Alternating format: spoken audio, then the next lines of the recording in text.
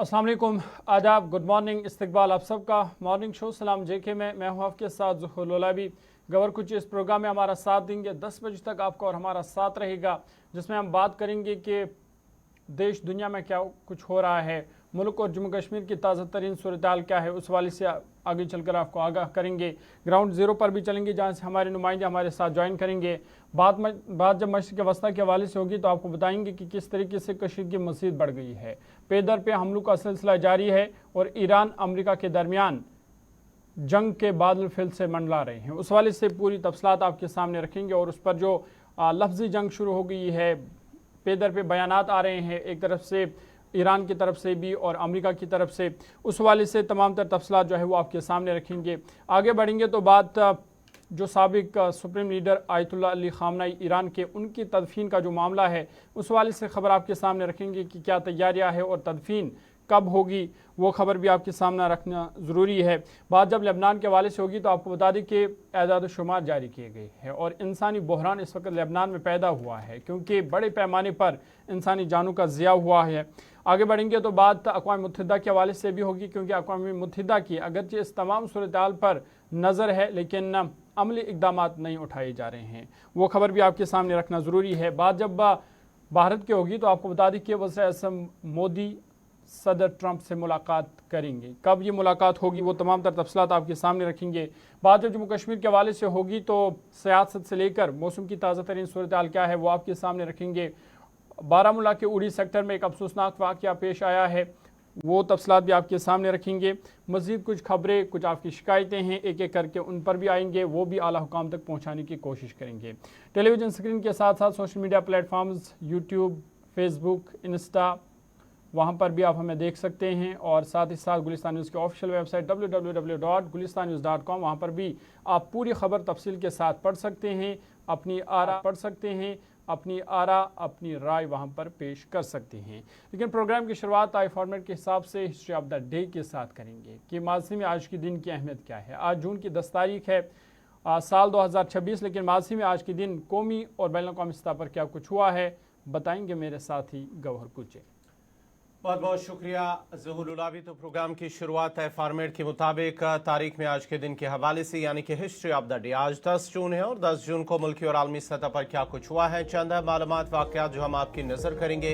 उसके साथ साथ ही फिर हम आगे भी खबरों की तरफ बढ़ेंगे। लेकिन आज तारीख 10 जून और 1829 आज ही के दिन बरतानिया की ऑक्सफोर्ड और कैम्ब्रिज यूनिवर्सिटी के दरमियान पहली बोट रेस हुई है, वो आज ही का दिन था। और आज ही के दिन साल 1848 में न्यूयॉर्क और शिकागो के दरमियान पहला टेलीग्राफ लिंक शुरू हुआ, वो आज ही का दिन था। और आज ही के दिन साल 1931 में नॉर्वे ने मशरकी ग्रीनलैंड पर कब्जा किया, आज ही का दिन था 10 जून साल 1931। और आज ही के दिन साल 1934 में सोवियत यूनियन और रोमानिया के दरमियान सफारती ताल्लुकात दोबारा बहाल हुए। आज ही के दिन 10 जून साल 1946 में बादशाह खत्म होने के बाद इटली जमहूरी मुल्क बना, वो आज ही का दिन था। आज ही के दिन 10 जून साल 1971 में अमेरिका ने चीन पर आयद 21 साला तिजारती पाबंदी को ख़त्म कर दिया, वो आज ही का दिन था। आज ही के दिन साल 1983 में बरतानिया में मार्गरेट फीचर दोबारा वज़ीर-ए-आज़म बने, वो आज ही का दिन था। और आज ही के दिन साल 1999 में जेनीवा में बैनुल-अक़वामी लेबर कॉन्फ्रेंस का आगाज़ हुआ, आज ही के दिन। और आज ही के दिन 10 जून साल 2002 में अक़वाम मुत्तहिदा की आलमी ग़िज़ाई कॉन्फ्रेंस रूम में इख्तिताम पज़ीर हुई, वो आज ही का दिन था। आज ही के दिन 10 जून साल 2003 में नासा का मरीख मिशन रोवर लॉन्च किया गया है, वो आज ही का दिन था। और आज ही के दिन 10 जून साल 2005 में हिंदुस्तान और श्रीलंका में तालीम कम्युनिटी की तरक्की से मुतल्लिक़ 2 मुआहदों पर दस्तखत हुए, वो आज ही का दिन था। और आज ही के दिन 10 जून साल 2008 में मरकज़ी हुकूमत ने तीनों अफ़वाज के लिए इंटीग्रेट स्पेस सेल का ऐलान किया है, वो आज ही का दिन था। तो नाज़रीन, ये थी तारीख में आज के दिन के हवाले से, यानी कि 10 जून को मुल्की और आलमी सतह पर क्या कुछ हुआ है, चंद मालूमात वाक़यात जो हमने आपकी नज़र किए हैं। अब ज़रा खबरों की शुरुआत, और ख़बरों की शुरुआत करेंगे ज़ुहूर लोलाबी। इससे पहले के बात मशरिक़ वस्ता की होगी। सबसे पहले बात आज भारत की करेंगे और भारत और अमेरिका ताल्लुकात के हवाले से बड़ी खबर कि वज़ीर-ए-आज़म नरेंद्र मोदी और अमेरिकी सदर डोनाल्ड ट्रंप के दरमियान मुलाकात होने जा रही है। वज़ीर-ए-आज़म मोदी और ट्रंप के दरमियान फ्रांस में मुलाकात मुतवक्का है, जहां पर G7 सरबराही इजलास के मौके पर दोनों लीडरान के दरमियान बातचीत हो सकती है। बड़ी खबर कि 16 और 17 जून को ये दो तरफा मुलाकात मुतवक्का है और भारत अमेरिका ताल्लुकात पर यहाँ अहम बातचीत हो सकती है। मुल्क के वज़ीर-ए-आज़म नरेंद्र मोदी और अमेरिकी सदर डोनाल्ड ट्रंप के दरमियान फ्रांस में होने वाले G7 सरबराही इजलास के मौके पर 16 और 17 जून को दो तरफा मुलाकात मुतवक्का है। इत्तलात के मुताबिक दोनों रहनुमा सरबराही इजलास में शिरकत के लिए फ्रांस जाएंगे, जहां उन्हें आमने सामने मुलाकात का मौका मिल सकता है। ताम हुकाम का कहना है कि इस मुलाकात की हतमी तस्दीक अगरचे अभी नहीं हुई है और ये दोनों रहनुमाओं के मसरूफ शेड्यूल और इजलास के दौरान तय होने वाली सरगर्मियों पर मुनहसर होगी। ताम मुबस्सरीन के मुताबिक अगर ये मुलाकात होती है तो इसमें दो तरफा ताल्लुकात, तिजारत, दिफाई ताउन और आलमी व इलाकाई अमूर पर तबादला ख्याल मुतवक्का है और ख़ासकर इस वक्त जो मुआशी बहरान देखा जा रहा है मशरिक़ वस्ता में, जो ताज़ा तरीन सूरत हाल है उस पर बातचीत होगी।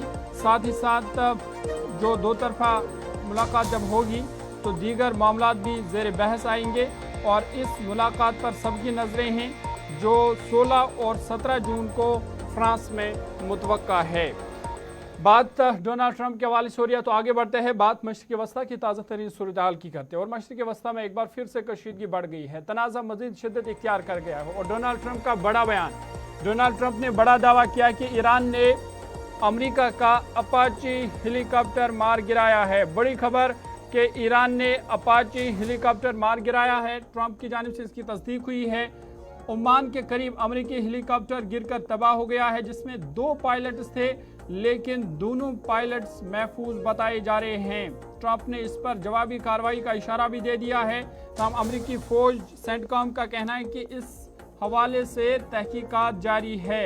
अमेरिकी सदर डोनाल्ड ट्रंप ने दावा किया कि ईरान ने अबनाए हॉर्मज़ के करीब गश्त के दौरान एक अमेरिकी अपाची हेलीकॉप्टर को मार गिराया है, जिसके बाद अमेरिका को जवाब देना पड़ेगा। ये डोनाल्ड ट्रंप की तरफ से सोशल मीडिया पोस्ट में कहा गया। तमाम अमेरिकी फौज ने इस दावे की बाज़ाब्ता तस्दीक नहीं की कि वाकई क्या ये ईरान ने इसको गिराया है।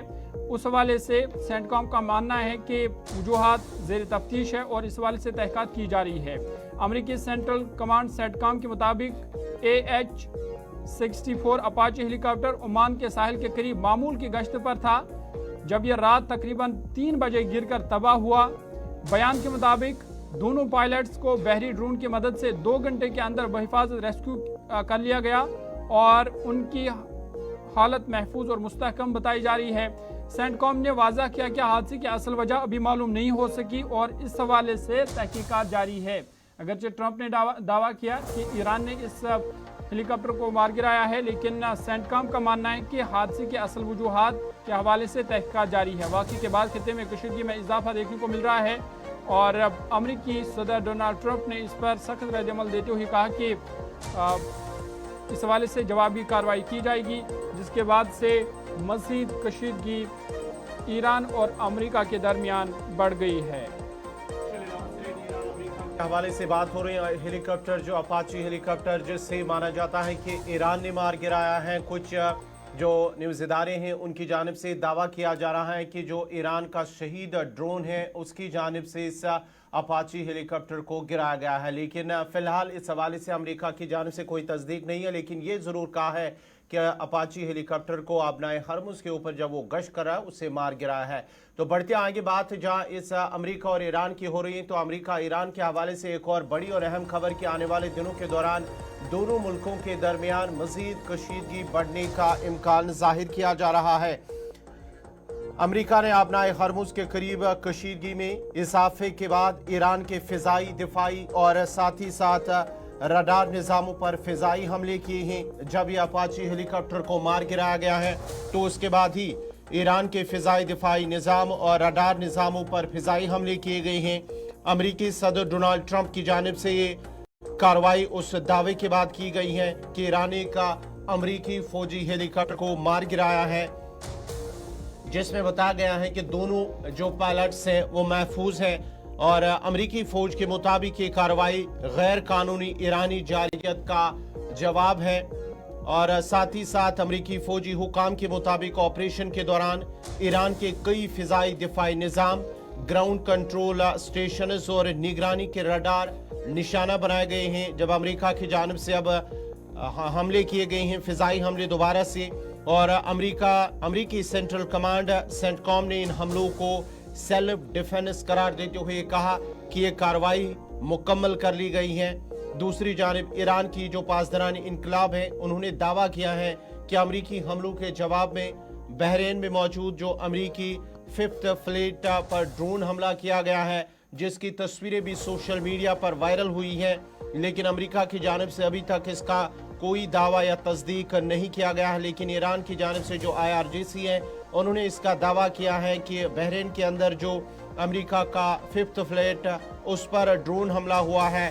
तेहरान ने तरदीद की है, ताहम सख्त जवाबी कार्रवाई की वार्निंग भी जारी कर दी है और खत्ते में सूरत हाल इंतहाई कशीदा हो गई है, जबकि जनूबी ईरान में मुतअद्दिद धमाकों की इत्तलात भी मौसूल हो रही है।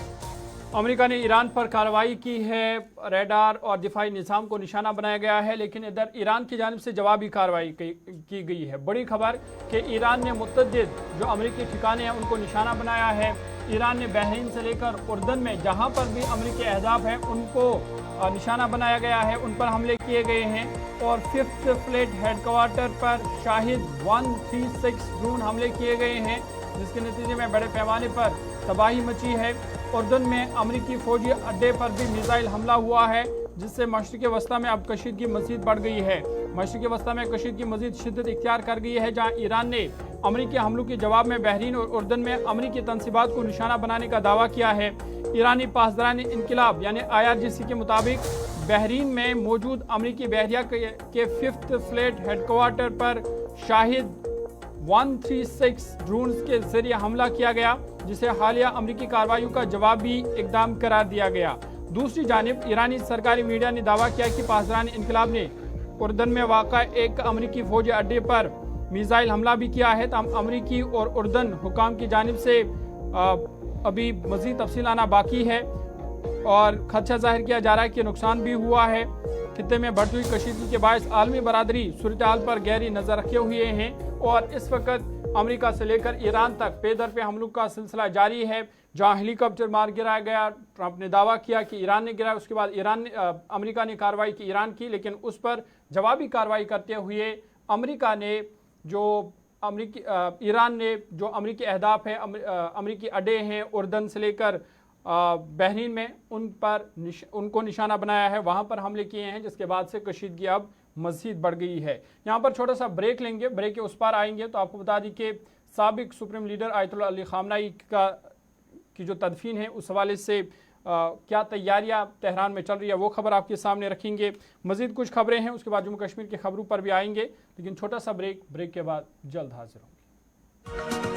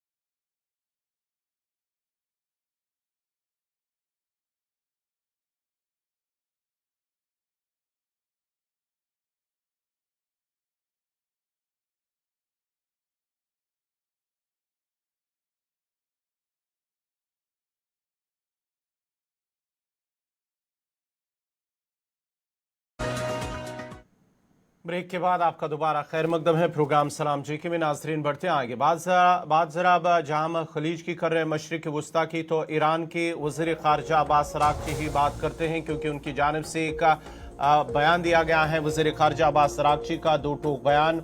उन्होंने कहा है कि ईरान सफारतकारी की ज़ुबान को तरजीह देता है, और साथ ही साथ अब्बास अराग़ची की जानिब से ये भी कहा गया है कि हम दीगर ज़ुबानें भी बोल सकते हैं।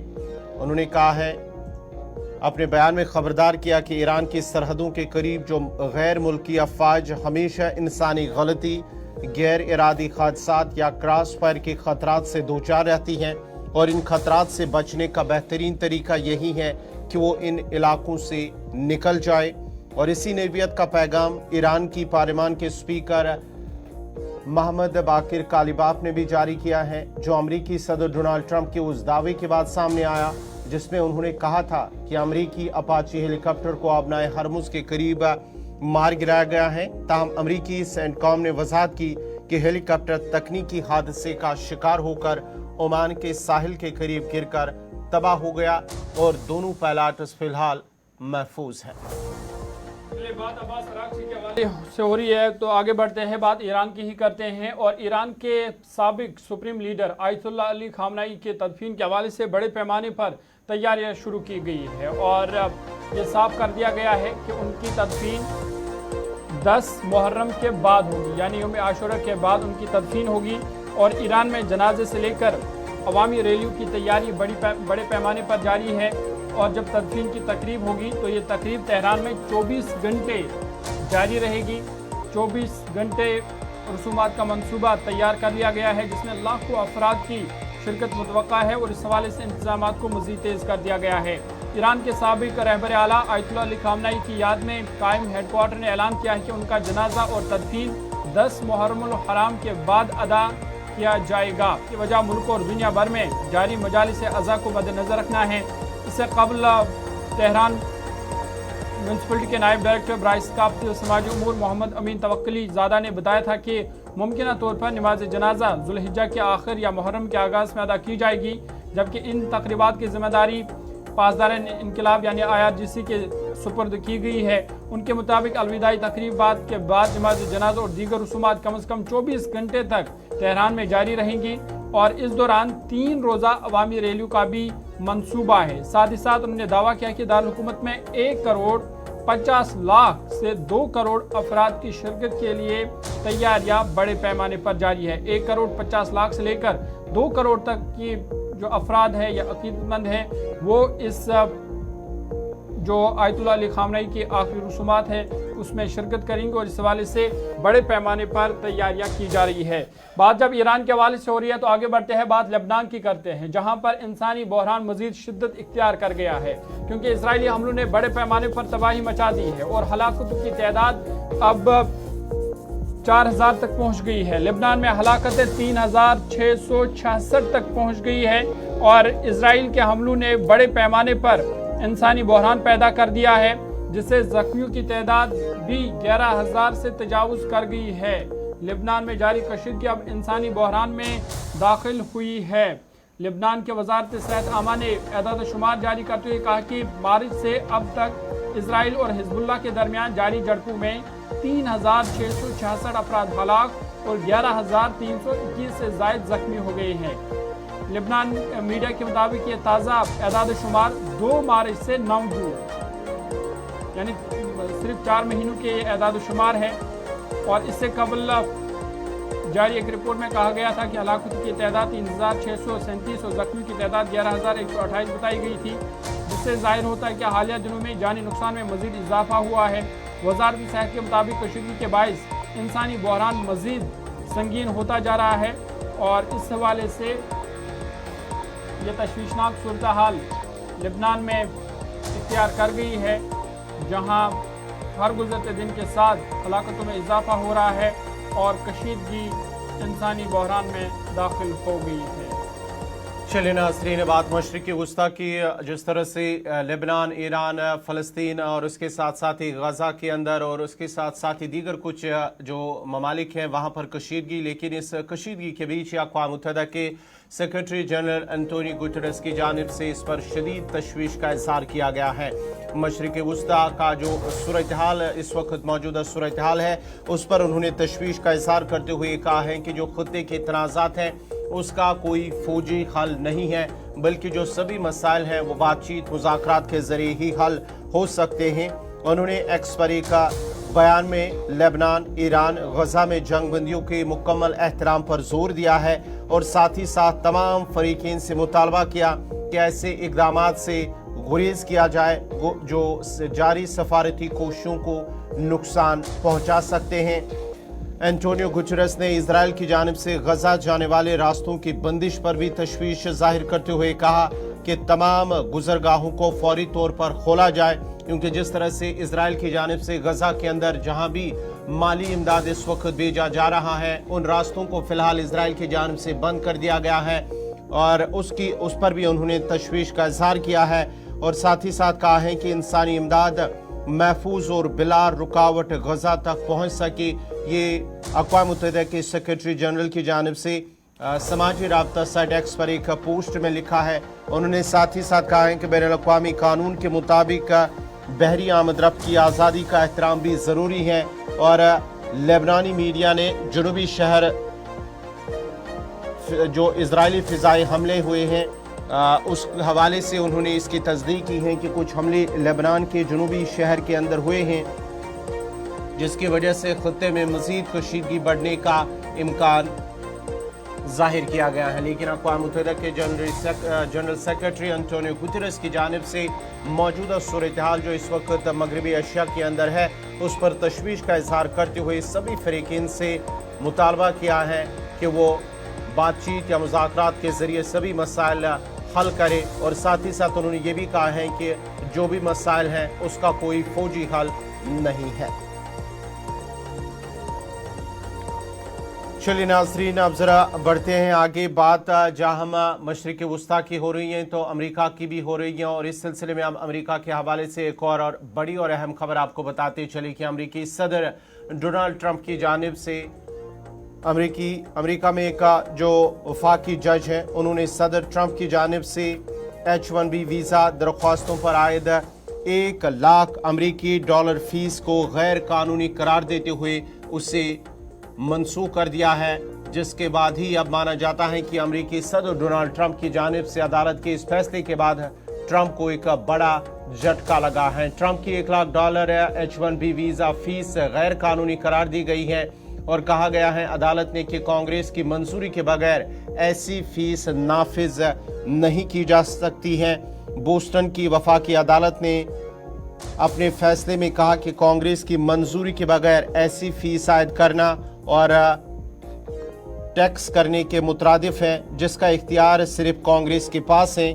गुज़िश्ता बरस सदर ट्रंप इंतज़ामिया ने नई H-1B दरख्वास्तों पर $1 लाख सालाना फीस मुकर्रर की थी और अदालत ने 20 रियासतों की दरख्वास्त पर फैसला सुनाते हुए कहा कि इंतज़ामिया ने अपने इख्तियारात से तजावुज़ किया है। आपको बताते चले कि ये जो H-1B वीज़ा प्रोग्राम है उसके तहत अमेरिका के अंदर जितने भी कंपनियां हैं वहां पर जो गैर मुल्की माहिरीन, ख़ासतौर पर जो भारतीय IT पेशावर अफराद हैं या डॉक्टर हैं, उनको मुलाजमत फराहम की जाती है। अब कहीं ना कहीं ये जो अदालत का फैसला है उस फैसले की वजह से हज़ारों सैकड़ों जो भारतीय IT या दीगर प्रोफेशनल्स हैं उन्हें कहीं ना कहीं इससे फ़ायदा ज़रूर मिलेगा। चलिए, बात मशरिक़ वस्ता के हवाले से हो रही है तो आगे बढ़ते हैं। बात सिंगापुर भारत ताल्लुकात के हवाले से भी करेंगे और सिंगापुर ने एक बड़ा कदम उठाया है और ख़ासकर जो भारत के खिलाफ नफरत अंगेज़ मवाद फैलाने की कोशिश की जा रही थी उसको लेकर के बड़ा कदम कि भारत मुखालिफ नफरत अंगेज़ मवाद के 14 पोस्ट्स को ब्लॉक कर दिया गया है। सोशल मीडिया पर नफरत फैलाने वाले मवाद के खिलाफ ये सिंगापुर का बड़ा कदम है। जो ऑनलाइन नफरत अंगेज़ मवाद के खिलाफ सिंगापुर ने सख्त फैसला लेते हुए यूट्यूब, फेसबुक और एक्स पर मुतनाज़ा पोस्ट्स को ब्लॉक कर दिया है। सिंगापुर हुकूमत ने ये बड़ा कदम लिया है और सोशल मीडिया प्लेटफॉर्म्स पर भारतीय कम्युनिटी के खिलाफ नफरत अंगेज मवाद फैलाने वाले 14 ऑनलाइन पोस्ट्स को ब्लॉक करने का हुक्म दे दिया गया है। वजारत दाखिला के मुताबिक ये पोस्ट्स गालिबन चीन से शुरू हुई और उन्हें यूट्यूब, फेसबुक और एक्स समेत मुख्तलिफ प्लेटफॉर्म्स पर फैलाया गया, जिसका मकसद सिंगापुर के कसीर सकाफती निज़ाम और नस्ल हम आहंगी को नुकसान पहुँचाना था। हुकाम ने ऑनलाइन क्रिमिनल हॉर्मज एक्ट के तहत कार्रवाई करते हुए प्लेटफॉर्म्स को हिदायत दी है कि वो सिंगापुर के सार्फिन के लिए इन मवाद तक रसाई को फौरी तौर पर बंद करे। हुकाम का कहना है कि मुल्क में नस्ल हम आहंगी को ख़राब करने की किसी भी कोशिश को बर्दाश्त नहीं किया जाएगा और वहाँ के शहरियों को भी खबरदार किया गया है कि वो ऑनलाइन मवाद के ज़राया और मकासद को समझ कर ही उसे शेयर करें, वरना उनके खिलाफ कार्रवाई हो सकती है। और ये बड़ा कदम, जहाँ भारत के खिलाफ जो मवाद सोशल मीडिया पर फैलाया गया था उसे ब्लॉक कर दिया गया है।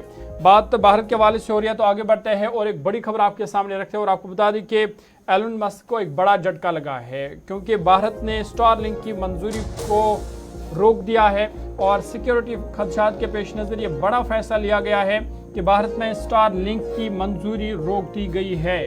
ईरान जंग में इस्तेमाल पर भारतीय हुकाम को तशवीश लाहक है और ये बड़ा झटका एलन मस्क की सैटेलाइट इंटरनेट सर्विस को लगा है, जहां पर भारत ने इसकी मंजूरी को बरकरार इसकी जो मंजूरी है उसे फिलहाल रोक दिया है। भारत में एलन मस्क की सैटेलाइट इंटरनेट सर्विस स्टारलिंक की तिजारती शुरुआत को बड़ा धचका लगा है। भारतीय हुकाम ने सिक्योरिटी खदशात के बायस इसकी हतमी मंजूरी रोक दी है। मीडिया रिपोर्ट्स के मुताबिक वजारत दाखिला के तहत सिक्योरिटी इदारों ने ईरान जंग के दौरान स्टारलिंक टर्मिनल्स के मुबैना इस्तेमाल से मुतल्लिक खदशात के पेश नज़र क्लियरेंस जारी नहीं की। हुकाम को तशवीश है कि किसी गैर मुल्की मवासलाती सर्विस पर इन्हिसार के दौरान जोग्राफियाई व सियासी कशीदगी की सूरत में भारत अपनी सिक्योरिटी ज़रूरियात और जवाबित पर मौसर कंट्रोल बरकरार रख सकेगा या नहीं। रिपोर्ट्स के मुताबिक भारतीय हुकूमत इस बात का जायजा ले रही है कि आया स्टारलिंक मुख्तलिफ ममालिक के मुतज़ाद मुतालबात के बावजूद भारतीय कवानीन और सिक्योरिटी तकाज़ों की मुकम्मल पाबंदी यकीनी बना सकती है या नहीं। अभी इसका जायजा लिया जा रहा है और फिलहाल इसकी मंजूरी रोक दी गई है और मुकम्मल सिक्योरिटी जांच के बाद इस पर हतमी फैसला लिया जा सकता है। चले नाज़रीन, भारत की बात हो रही है तो भारत के हवाले से एक और बड़ी अहम खबर, जहां पर आज वज़ीर आज़म नरेंद्र मोदी यानी कि 10 जून को आज वो मुसलसल भारत के सबसे तवील मुद्दत तक ओहदे पर रहने का रिकॉर्ड तोड़ रहे हैं। साबिक वज़ीर आज़म जवाहरलाल नेहरू का सबसे तवील जो मुद्दत तक ओहदा, अब वो वज़ीर आज़म नरेंद्र मोदी की जानिब से उस रिकॉर्ड को तोड़ा जा रहा है। एदाद शुमार के मुताबिक वज़ीर आज़म मोदी 4399 दिन बतौर वज़ीर आज़म मुकम्मल करेंगे आज ही के दिन, जिसके बाद वो आज़ाद भारत की तारीख में सबसे तवील मुसलसल मुद्दत तक खदमात अंजाम देने वाले मुंतखब वज़ीर आज़म बन जाएंगे। ये पेशरफ्त भारत की सियासी तारीख में एक अहम संगमील समझी जा रही है, जहाँ मुख्तलिफ सियासी मुबस्सिरीन के मुताबिक पीएम मोदी दौरे हुकूमत को पॉलिसी और हुक्मरानी के लिहाज से एक मुख्तलिफ सियासी दौर करार दिया जा रहा है। अगर तज्जियाकारों की बात करेंगे तो तज्जियाकारों के मुताबिक मोदी हुकूमत के दौरान कई अहम इकदाम और पॉलिसी तब्दीलियां सामने आई हैं, जिन्होंने भारतीय सियासत के रिवायती ढांचे को ताहम तारीख इस दौर के असरात का हतमी फैसला मुस्तकबिल में करेंगे। लेकिन बड़ी और अहम खबर जो आज है, 10 जून को वज़ीर आज़म मोदी जो साबिक वज़ीर आज़म भारत के हैं जवाहरलाल नेहरू, उनका मुसलसल सबसे तवील मुद्दत तक ओहदे पर रहने का रिकॉर्ड तोड़ेंगे। आज 10 जून है और एदाद शुमार की बात करेंगे तो एदाद शुमार के मुताबिक 4399 दिन बतौर वज़ीर आज़म आज वो मुकम्मल करेंगे, जिसके बाद ही वो आज़ाद भारत की तारीख में सबसे तवील मुसलसल मुद्दत तक खदमात अंजाम देने वाले मुंतखब वज़ीर आज़म बन जाएंगे।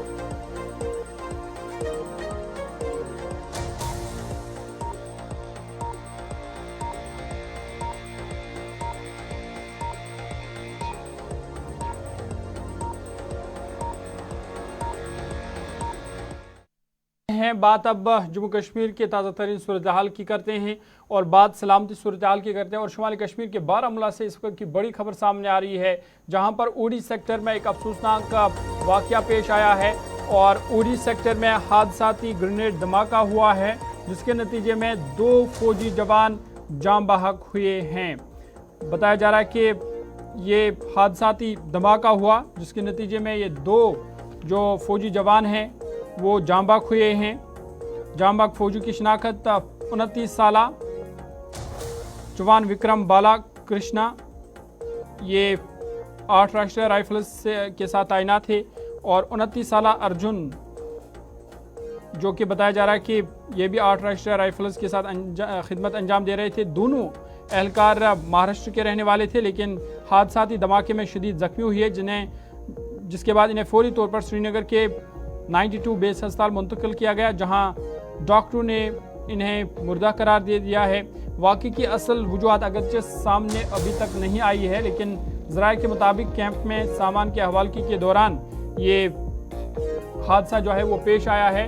लेकिन इस हवाले से तहकीकात बड़े पैमाने पर जारी है, और उड़ी सेक्टर में ये हादसाती धमाका हुआ, जिसके नतीजे में 2 फौजी जवान जाँ बाख हुए हैं। इस पर मजीद बातचीत करेंगे। सीधा आपको बारामूला लिए चलेंगे।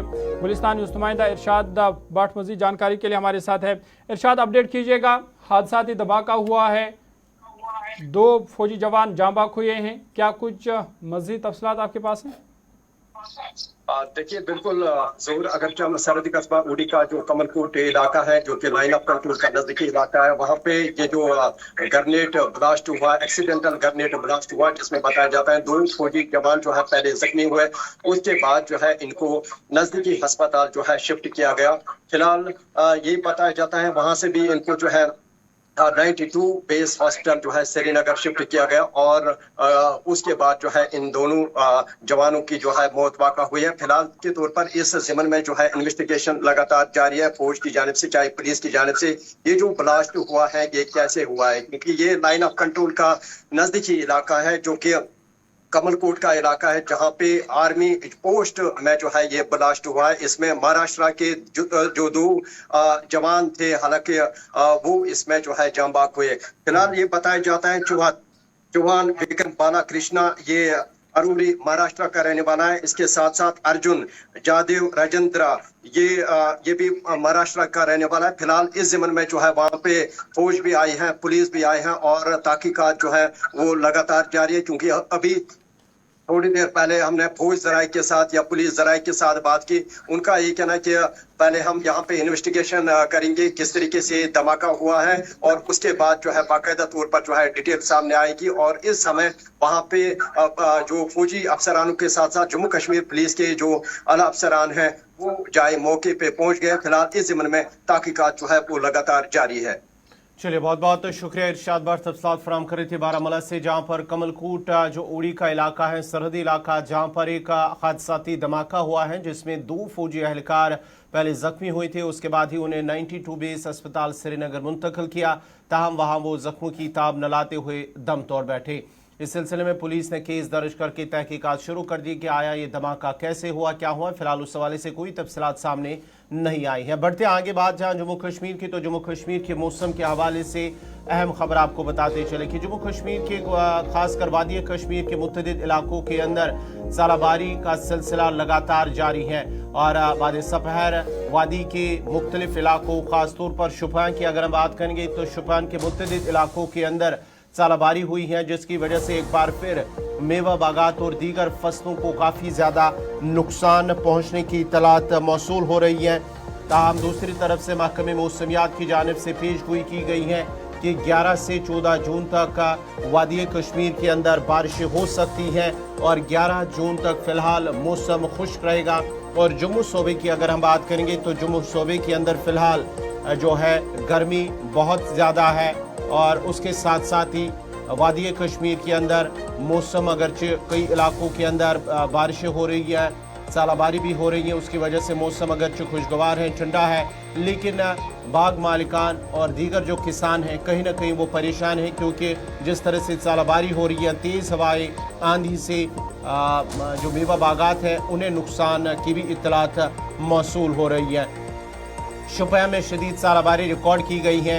रामबन के बानिहाल इलाके और जनूबी कश्मीर के अनंतनाग कुलगाम के मुख्तलिफ हिस्सों के अंदर बारिश और सालाबारी भी हुई है। शुमाली कश्मीर के बारामूला, बांडीपोरा और दीगर कुछ इलाकों में अचानक मौसम तब्दील हुआ, और बारिश के साथ साथ सालाबारी ने जो गर्मी से मुतासर आवाम है उनको अगर वक्ती तौर पर रिलीफ दिया है, लेकिन दूसरी जानिब से जो मेवा बागात हैं, किसान हैं, बाग मालिकान हैं, उन्हें कहीं ना कहीं नुकसान पहुंचा है। अगर हम सूबे जम्मू की बात करेंगे, सूबे जम्मू के अंदर उधमपुर और दीगर इलाकों के अंदर शदीद जो गर्मी की लहर है वो बदस्तूर जारी है, जिससे मामूलाती ज़िंदगी मुतासर हुए हैं। और महकमे मौसमियात की अगर हम बात करेंगे तो महकमे मौसमियात का मानना है कि 11 जून से दर्जा हरारत में जो मामूल से रिकॉर्ड रहने का इम्कान है और उसके साथ साथ ही मौसम में तब्दीली भी मुतवक्का है। और 11 से 14 जून के दरमियान वक्फे से बारिश, गरज चमक, आंधी, सालाबारी के साथ तेज हवाएं चलने का भी इम्कान जाहिर किया गया है। और उसके साथ साथ ही जो माहिरीन है उन्होंने खबरदार किया है कि इस दौरान शदीद बारिशों के बायस कुछ इलाकों के अंदर फ्लैश फ्लड, लैंडस्लाइड और जो सैलाबी सूरत हाल पैदा हो सकती हैं। और जो नदी नालों के नज़दीक लोग रह रहे हैं उन्हें इस हवाले से आगाह किया गया, खबरदार किया गया है कि वो इस दौरान इन इलाकों का रुख ना करे, जब ये जो महकमे मौसमियात ने पेशगोई जारी की है कि 11 से 14 के दरमियान वादी कश्मीर के मुतअद्दिद इलाकों के अंदर शदीद बारिशें हो सकती हैं। वादी कश्मीर में बारिशों का इम्कान है, बारिशों का सिलसिला चल रहा है, तो दूसरी तरफ से जम्मू में गर्मी ने लोगों का हाल बेहाल कर दिया है। बात जब मौसम के हवाले से हो रही है तो आपको बता दें कि रवां साल जम्मू कश्मीर में बारिशों की कमी रिकॉर्ड हुई है। खुशक साली ने अपना रिकॉर्ड बरकरार रखा है और जम्मू कश्मीर में जनवरी से मई तक बारिशों में 42% कमी हुई है। मई में 36% कम बारिशें रिकॉर्ड की गई है, जिससे इस खुशक साली से ज़राअत से लेकर बागबानी शोबा मुतासर हो सकता है और साथ ही साथ जो पन बिजली शोबा है वो बड़े पैमाने पर मुतासर हो सकता है, क्योंकि ग्लेशियर्स और आबी ज़खायर पर मौसमी तब्दीलियों के मनफी असरात का इंतबा यानी वार्निंग भी जारी कर दी गई है। और जम्मू कश्मीर में रवा साल जनवरी से मई 2026 तक बारिशों में मजमूई तौर पर 42% कमी रिकॉर्ड की गई है, जबकि सिर्फ मई के महीने में ही 36% बारिश का खसारा सामने आया है। मुतलका महकमे की जानिब से जारी एदाद शुमार के मुताबिक मई में मामूल की 77.5 मिलीमीटर बारिश के मुकाबले में 49.4 मिलीमीटर बारिश हुई। और माहिरीन ने खबरदार किया है कि मुसलसल कम बारिश और बर्फबारी में कमी खित्ते की आबी सलामती, ज़राअत, बागबानी, पन बिजली पैदावार और पीने के पानी की फराहमी पर मनफी असरात मरतब कर सकती है। ज़िला शुपियाँ में सबसे ज़्यादा 83% बारिश की कमी रिकॉर्ड की गई है, जबकि बडगाम और कुलगाम में 69% का खसारा है। दूसरी जानिब पूंछ वाहिद ज़िला रहा जहाँ मामूल से 49% ज़्यादा बारिश रिकॉर्ड हुई है। माहिरीन के मुताबिक कम बर्फबारी और बढ़ते हुए दर्जा हरारत के बायस ग्लेशियर्स और बर्फानी ज़खायर मुतासर हो रहे हैं, जिससे मुस्तकबिल में दरियाओं और नदी नालों के बहाव में कमी का खदशा भी पैदा हो सकते हैं। उन्होंने सूरत हाल से निपटने के लिए मौसर आबी वसाइल के इंतज़ाम, पानी के तहफ़्फ़ुज़ और तवील मुद्दती मनसूबाबंदी की ज़रूरत पर जोर दिया है, ताकि जो मौसमियाती तब्दीली है उनके मनफी असरात से बचा जा सके। चलिए नाज़रीन, ये थी मौसम के हवाले से खबर। अब जरा बढ़ते हैं आगे, बात जरा बस सयाहती मकाम गुलमर्ग की करते हैं, क्योंकि गुलमर्ग के अंदर जो गंडोला सर्विस है फिलहाल गैर मुअय्यना मुद्दत के लिए मुअत्तल कर दी गई है।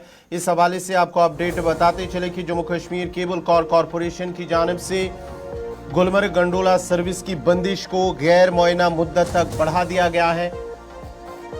और गंडोला में जारी जो मरम्मत है, तकनीकी जांच है और हिफाजती मुआयना मुकम्मल होने तक सयाहों के लिए सर्विस बहाल नहीं की जा रही है।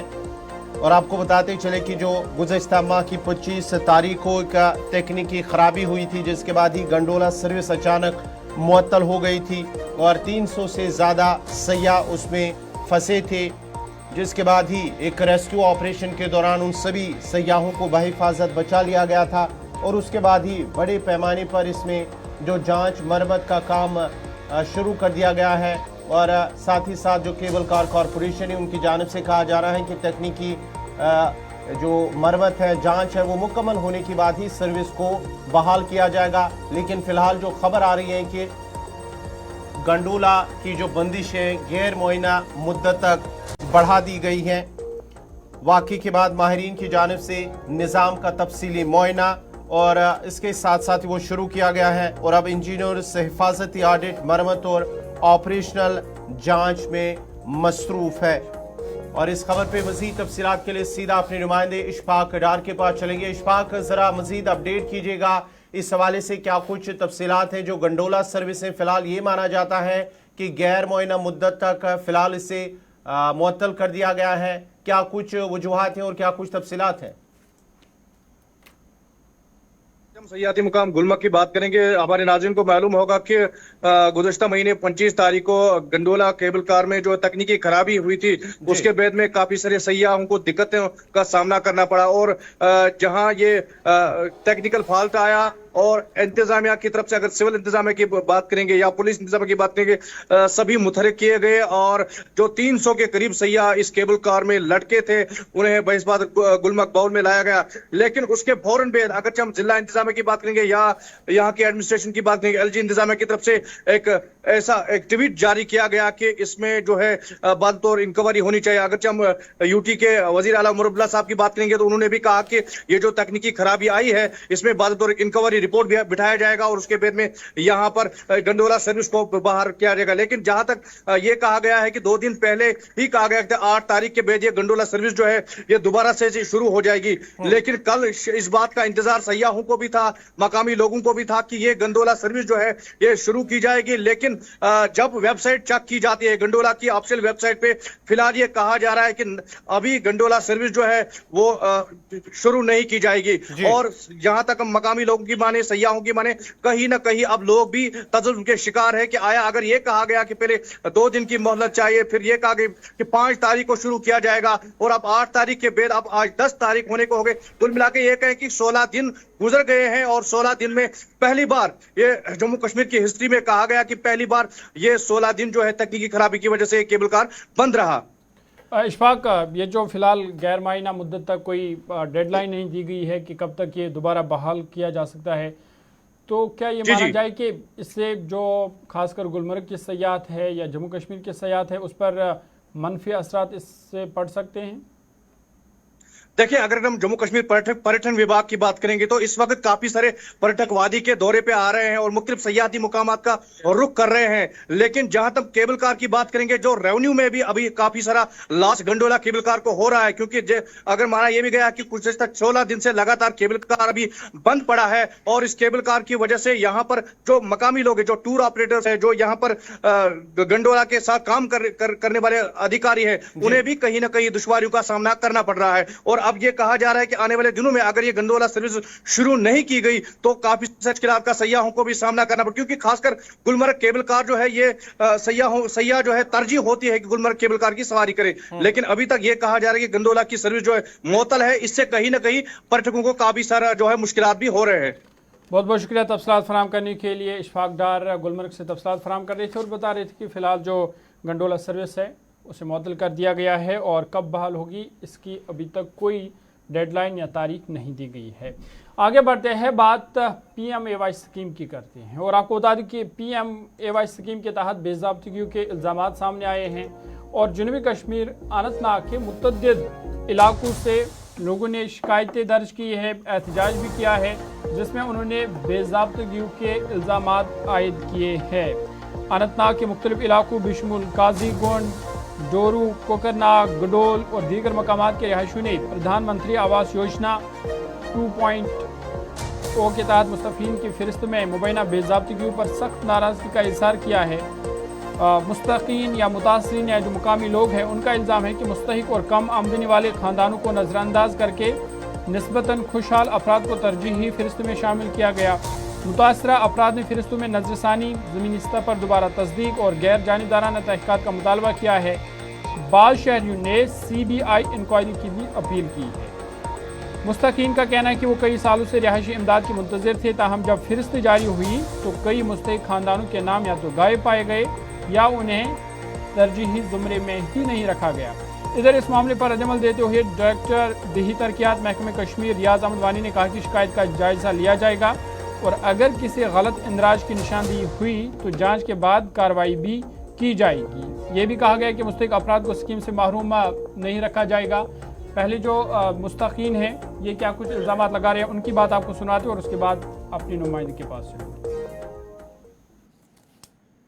MLA साहबस गयस बह उतर त्रा मे तमिस एप्लिकेशन मे दित जमीन 2-5 मरल मे बासान दिवन ओरकन अन दिवन कह बालियन कोरी अक्षी शह सारी कमर क्या अपील मेरी सबसे गुजारिश है, जो हमारा MLA साहब है, हम उसके पास गए थे, बदकिस्मती से कहना पड़ रहा है, बदकिस्मती से हमने इस लेडी का जो आपने जिक्र किया है, इस लेडी को हमने 2022 से शेड रखा है, लेकिन बदकिस्मती से गवर्नमेंट जो है इसकी तरफ तवज्जो ही नहीं दे रही है। दूसरी बात, जो यहाँ पे छह और है, 6 लोग, मतलब 6 जो मकान है उनको भी वेरिफिकेशन हुई है, लेकिन बदकिस्मती काटा गया है, जो डिजर्व कर रहे हैं उनको नहीं मिल रहा है। तो इस वक्त हमारी जेन्युइन डिमांड यही है दैट हमें चाहिए, जो हमारे ये शेड का मसला है, इसको आप एक बारी अगेन स्क्रूटनाइज करें, इस पे इन्वेस्टिगेशन करें, इंक्वायरी बिठाए कि जिनको मिलना है आर दे डिजर्विंग, और जो छोटे हैं अभी तक पीछे, उनको फिर से लिस्ट में रखिए ताकि वो आगे साइकिल चलता जाए और हर एक का जो है इंक्लूसिव फैक्टर वो आराम से बनता जाए। सेकंड, हमारा लाइटिंग का इशू है, जो लोगों ने इल्ज़ाम आयद किया है कि जो अनंतनाग के मुख्तलिफ इलाके काजीगुंड, डूरू, कोकरनाग, गुडूल और दीगर कुछ इलाकों के अंदर जो प्रधानमंत्री आवास योजना स्कीम है उसके तहत बेज़ाब्तगियाँ, और साथ ही साथ उन्होंने कहा कि जो डिज़र्व करते हैं उनका नाम इस फहरिस्त में शामिल ही नहीं है, बल्कि जो डिज़र्व नहीं करते हैं उनका रखा गया है। क्या कुछ तफसीलात है? देखिए गौरव, जिनका नाम इस फहरिस्त में नहीं है, जो इसके मुस्तहिक है, उसको देखा जाएगा, उसको परखा जाएगा और जांच भी हो सकती है। इन बातों का इजहार खुद डायरेक्टर रूरल डेवलपमेंट कश्मीर रियाज अहमद वानी ने बताया है, क्योंकि अगर हम जनूबी कश्मीर के जिला अनंतनाग के कई इलाकों की बात करेंगे जहां पर 2.0 जो है उसका जो लिस्ट सामने आया, उसके बाद कहीं ना कहीं कई सारे लोगों ने इल्जामात लगाए हैं कि हमारा नाम जो है इस फहरिस्त, इस लिस्ट में नहीं आया है, जबकि हम मुस्तहिक है। तो मुस्तहिक होने का मतलब ये है कि क्या ये PMAY के जुमरे में आता है या नहीं आता है। लेकिन ऐसे भी इल्जामात लगता है कि जो PMAY के जुमरे में नहीं आते हैं उनके नाम जो है वो इस लिस्ट में रखा गया। कैसे रखा गया, क्यों रखा गया है, ये तो जांच के बाद ही पता चलेगा, अगर महकमा की तरफ से कोई जांच बिठाई जाती है। लेकिन जहाँ पे खुद डायरेक्टर रूरल डेवलपमेंट सामने आकर ये कहता है कि ये लोगों को भरोसा दिलाता है कि इसमें हम देखेंगे, इसकी हम जांच पड़ताल भी करेंगे कि अगर आपका नाम वाकई तौर पे PMAY के मुस्तहिक अगर आप है, अगर आपकी जियो टैगिंग, क्योंकि अहम ये भी है कि क्या उनकी जियो टैगिंग हुई है। अगर जियो टैगिंग हुई है तो उनका नाम लिस्ट में क्यों नहीं रखा गया है। अगर जियो टैगिंग नहीं हुई है तो शायद उसके बाद जो अगला PMAY prime minister Awas Yojana जो है, जो उसके बाद एक बार फिर जो है उन लोगों को रखा जाएगा जो इसके मुस्तहिक है। लेकिन कहीं ना कहीं पे अब ये आवाज जो है उठती हुई नजर आ रही है जनूबी कश्मीर के कई इलाकों से। तो उसके बाद ही आज दिन भर जो है नजरें रहेगी कि क्या इसमें महकमा जो है कोई और बयान महकमा की तरफ से सामने आता है। लेकिन भरोसा महकमा के जो डायरेक्टर है उन्होंने दिया है आम लोगों को। जी कवर। चलिए, बहुत बहुत शुक्रिया। फिदा हुसैन तफसीलात फराहम कर रहे थे अनंतनाग से, जहां पर अब जो डायरेक्टर उनकी जानिब से अब आवाम को ये यकीन दहानी दी जा रही है कि अब इसमें तहकीकात की जाएगी और जो डिज़र्व करते हैं, जो मुस्तहिकीन हैं, जो मुस्तफ़ीदीन हैं, उन्हें इसमें शामिल किया जाएगा तहकीकात के बाद ही। लेकिन लोगों का इल्ज़ाम है कि जो डिज़र्व करते हैं, जो असल मुस्तहिकीन हैं इस स्कीम के तहत, जिन्हें ये घर मिलने चाहिए, उन्हें नहीं दिया जा रहा है। अब ज़रा बढ़ते हैं आगे बात, जहां हम जम्मू कश्मीर की कर रहे हैं, तो जम्मू कश्मीर के हवाले से एक और बड़ी और अहम खबर इस बार जो अब मदर टंग के हवाले से करते हैं, क्योंकि अब हुकाम की जानिब से ये अब हिदायत दी गई है कि जो छोटे बच्चे स्कूलों के अंदर जो नई तालीमी पॉलिसी 2020 है और निपुण भारत मिशन के तहत जो इब्तदाई जमातें हैं, यहाँ पर मादरी ज़ुबान और घरेलू ज़ुबान के ज़रिए तालीम बनाने का फ़ैसला किया है। हुकाम की जानिब से इस बात पर जोर दिया गया है कि SCERT जम्मू कश्मीर की जानिब से एक सर्कुलर भी जारी कर लिया गया है और इस सर्कुलर में कहा गया है कि इब्तदाई बरसों में बच्चों को जब हम बच्चे स्कूल भेजते हैं, छोटे बच्चे, तो उनको मादरी ज़ुबान में तालीम दी जाएगी और उसके साथ साथ ही मरहलावार दीगर ज़ुबानों से भी जोड़ा जाएगा। यानी कि जिस इलाके में जहां बच्चों को स्कूल भेजा जाएगा वहां पर जो ज़ुबान बोली जाती हैं उन्हीं ज़ुबानों में उन बच्चों को सिखाया जाएगा। उसके साथ साथ आगे बढ़ने के साथ साथ ही उन्हें दीगर ज़ुबानें भी उनसे जोड़ा जाएगा, वो पढ़ाई जाएगी। और हुकूमत ने ये हिदायत दी है कि दूसरी जमात के इख्तिताम तक हर बच्चा अपनी उम्र के मुताबिक पढ़ेगा और इसका मफहूम समझे और कहानी को तरतीबवार बयान करने के काबिल हो। सर्कुलर के मुताबिक सरकारी और इमदाद याफ्ता स्कूलों समेत आंगनवाड़ी मराकज़ में कहानियों, नज़्मों, मुकालमों और खेल पर मबनी तदरीसी सरगर्मियों के ज़रिए इसे फ़रोग़ दिया जाएगा और साथ ही साथ जो तदरीस की हौसला शिकनी की जाएगी। हुकूमत की जानिब से जो प्री स्कूल सतह पर तहरीरी इम्तिहान पर मुकम्मल पाबंदी आयद करते हुए बच्चों की जो मुसलसल मुशादती जांच है उस पर जोर दिया गया है। और इसी के साथ साथ ही जो इब्तिदाई रियाजी की तालीम है उसको भी अमली और सरगर्मी पर मबनी बनाया जाएगा ताकि बच्चों में एदाद शुमार और मंतकी सोच की बेहतर बुनियाद कायम हो सके। तफसीलात के लिए हमारे साथ इमरान नाइकू जुड़ चुके हैं। इमरान, ज़रा अपडेट कीजिएगा इस हवाले से जो हुकूमत की जानिब से जो सर्कुलर जारी कर दिया गया है कि बच्चों को पहले जो मदर टंग है उसमें पढ़ाया जाएगा, उसके साथ साथ ही आगे बढ़ने के साथ दीगर ज़ुबानें भी उन्हें वो सिखाई जाए। क्या कुछ मज़ीद तफसीलात हैं इस हवाले से? देखिए कुछ साहब, जैसे कि आपने रिपोर्ट में इस गवर्नमेंट सर्कुलर की वजाहत की है जो SCERT की तरफ से शाया कर दिया गया है और बुनियादी मकसद यही है जो बच्चे हैं एक तो उनमें मादरी जुबान की जो मोहब्बत है वो पैदा हो जाए, उसको सीखने की चाहत बढ़ जाए और साथ साथ जो फाउंडेशन है, जो बच्चों की बेसिक्स है उसको मजबूत करने की जरूरत है। और इसी सिलसिले में SCERT की तरफ से एक सर्कुलर जारी कर दिया गया और ये कहा गया है कि 3 साल से 8 साल तक की उम्र के जो बच्चे हैं, चाहे वो स्कूल्स में हो या आंगनबाड़ी सेंटर्स में, तो उन बच्चों को सबसे पहले आप इस तरह से आप सिखाएं कि जहां आप बोर्ड्स का इस्तेमाल करें, चार्ट्स का इस्तेमाल करें, आप ड्राइंग का इस्तेमाल करें और आप राइम्स पढ़ें और उनको अपनी मादरी जबान में जो आपकी मदर टंग है उसमें आप उनको सिखाएं। और जो बुनियाद है, जो आपका जो लिटरेसी है या जो आपका मैथमेटिक्स है, हिसाब जो बच्चों का है उसको थोड़ा सा इब्तिदा में ही बेहतर करने की जरूरत है। और इसीलिए अब NEP का हवाला भी दिया गया है कि न्यू एजुकेशन पॉलिसी 2020 के तहत जो बच्चे हैं स्कूल्स के या आंगनवाड़ी सेंटर्स में जो बच्चे होते हैं उनको इब्तिदा से ही आप उनकी जो बेसिक्स है उसको मजबूत करें और उनमें अपनी जो मदर टंग है, जो उनकी मादरी जुबान है उसको बेहतर करें। इमरान ये भी बताएगा, चूँकि इससे पहले भी ये मामला कई बार उठा के मादरी ज़बान को तरजीह दी जाए या जो खासकर प्राइमरी स्तर तक के स्कूल है वहाँ पर मादरी ज़बान को कंपलसरी बनाया जाए, लेकिन हम देख रहे हैं कि बार बार इस पर काम नहीं हो रहा है, कोई मस्बत पेशरफ्त नहीं हो रही है। क्या इसके पीछे क्या वजूहत है, क्या लूप होल्स है कि ये जो मादरी ज़बान है इसको तरजीह देने में या इसको कंपलसरी करने में कोई अहम पेशरफ्त ग्राउंड जीरो पर नहीं दिखाई दे रही है? देखिए ज़हूर साहब, ये बड़ा अनफॉर्चुनेट है। ये गवर्नमेंट ने शायद पहली बार इस तरह का कोई सर्कुलर या ऑर्डर इशू नहीं किया जिसमें आपको ये बताया गया हो कि हम अपने बच्चों को बेसिक्स या उनकी जो फाउंडेशन है वो बेहतर करें, बच्चों को अपनी मादरी जुबान सिखाए, बच्चों को ड्राइंग, बच्चों को पेंटिंग और बाकी चीजें राइम्स वगैरह उनको सिखाएं। लेकिन इससे पहले भी इस तरीके की हिदायत मौजूद थी। ये नहीं है कि सिर्फ न्यू एजुकेशन पॉलिसी में ही इसका जिक्र किया गया है या हमें अब महसूस हो रहा है कि शायद हमारे बच्चे जो है वो अपनी मादरी जुबान से दूर हो रहे हैं, जिस पर आलमी स्तर पर इस वक्त जो है हर मुल्क अपनी लेवल पे कोशिश कर रहा है।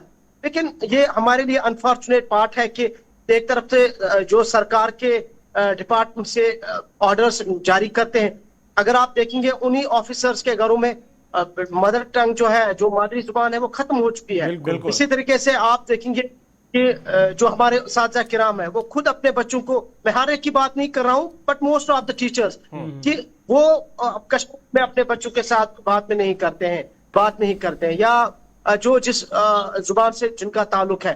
तो कहना यह है कि कहीं ना कहीं ऑर्डर्स इससे पहले भी हमने देखे हैं, सिर्फ इम्प्लीमेंटेशन का हमें फुकदान नजर आता है और इन हुक्मनामों को किस तरह से हम जमीनी स्तर पर अमलाएं, इनको किस तरह से हम स्ट्रिक्टली इम्प्लीमेंट करें, वो बहुत बड़ा सवाल है।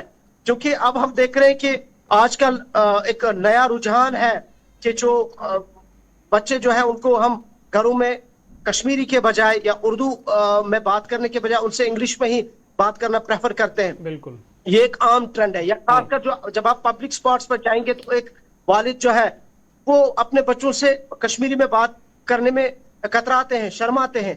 लेकिन शायद अब वक्त की जरूरत है कि हम कह रहे हैं कि हमें अपनी मादरी जुबान को बचाना है, लेकिन इसके लिए हम सबको कलेक्टिव रिस्पॉन्सिबिलिटी हमारी है कि हम आगे आए। स्कूल्स, आंगनवाड़ी सेंटर्स अपनी जगह पे, लेकिन मुआशरे के हर फर्द को आगे आने की जरूरत है और हमें अपनी इस जुबान को बचाना है। ठीक है इमरान, आप हमारे साथ बने रहेगा। अगली खबर पर दोबारा आपसे तफसीलात लेंगे। बात मादरी ज़बान के हवाले से हो रही थी और हर शहरी की जिम्मेदारी है, जिस तरह से इमरान भी बता रहे थे कि वो इसको अपने घर से इसकी शुरुआत करे ताकि जो मदर टंग है उसके तहफ़्फ़ुज़ को यकीनी बनाया जाए। बात जब तालीम के हवाले से हो रही है, बात सेहत शोबी के भी करते हैं। और आपको बता दें कि जो ख़ासकर स्कीम है आयुष्मान भारत सेहत स्कीम, उस हवाले से लगातार जो निजी अस्पताल है या निजी अस्पतालों की जो ज़िम्मेदार है वो जो उनके वाजिबात है उनकी अदायगी ना होने पर वो लगातार तशवीश का इजहार कर रहे हैं और उन्होंने अब इलाहिदगी की वार्निंग दी है कि वो इस स्कीम से इलाहिदा हो जाएंगे अगर उनके वाजिबात अदा नहीं हुए। साथ ही साथ अदायगी में ताख़ीर से सेहत खिदमात भी मुतासर हो सकते हैं और हुकूमत से मुतालबा किया है कि वो इस मामले को फौरी तौर पर हल करे। और जो निजी अस्पताल है, निजी अस्पताल तंजीमों ने दावा किया है कि 180 करोड़ रुपए से ज़ायद फंड सरकारी अस्पताल में गैर इस्तेमाल शुदा पड़े हैं, जबकि निजी अस्पताल अपनी जायज़ बकायाजात के मुंतज़िर है। जम्मू कश्मीर के निजी अस्पतालों और डायलिसिस मराकज़ की तंजीम JKPHGA ने ऐलान किया कि अगर 1 जुलाई 2026 तक आयुष्मान भारत सेहत स्कीम के तहत उनके जो वाजिबुल अदा रकूम है अगर वो जारी नहीं किए गए तो निजी अस्पताल इस स्कीम से खुद को अलग कर लेंगे। तंजीम के मुताबिक अस्पताल को फराहम की गई तबी खिदमात के एवज अदायगियों में मुसलसल ताख़ीर के बायस माली बहरान पैदा हो गए हैं, जिससे डायलिसिस, कैंसर, दिल के अमराज, एमरजेंसी और दीगर खुसूसी तबी खिदमात मुतासर होने का खदशा है। और इसको लेकर के अब वो लगातार हुकूमत से मुतालबा कर रहे हैं कि इस मामले को देखा जाए, उनके मुतालबात को हल किया जाए ताकि जो ये स्कीम है ये मुतासर ना हो या जो सेहत खिदमात है वो मुतासर ना हो, मरीजों को किसी किस्म का मुश्किलात का सामना ना करना पड़े। इमरान नाइक को लगातार हमारे साथ है। इमरान, अपडेट कीजिएगा, ये जो आयुष्मान भारत सेहत स्कीम हम लगातार देख रहे हैं, जो निजी अस्पतालों के ज़िम्मेदारान हैं वो इस पर सवालात उठा रहे हैं कि उनकी अदायगियाँ जो है वो जारी नहीं की गई है, जिस वजह से वो मुश्किलात में है और अब यहाँ तक कि उन्होंने कहा कि वो इस स्कीम से अलहदा भी हो जाएंगे।